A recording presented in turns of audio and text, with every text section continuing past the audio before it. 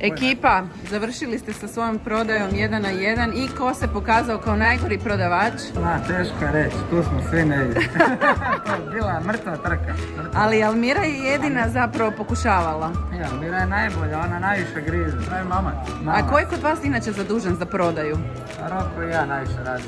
Roko, kako si se ti snašao danas onda? Ja sam ljude izbjegao zbog svog oka da ih ne odbijem, tako da ne misle. Eto, hvala na Zoomu. To nije od kombuče, samo da se zna. To zato nisam pio kombuču. Dobro, recite mi šta ste danas naučili novo? Danas smo naučili jednu, ajmo reći, interakciju sa našim kupcima, prezentirati naš proizvod. Naučili smo da nije lako prodati proizvod ovako, 1 na 1. Treba prodati. Izgleda puno lakše nego što je. Dosta smo uglavnom prodavali ljudima koji su barem čuli ili znali otprilike šta je kombuča, a sad smo morali baš laicima objašnjavati od nula.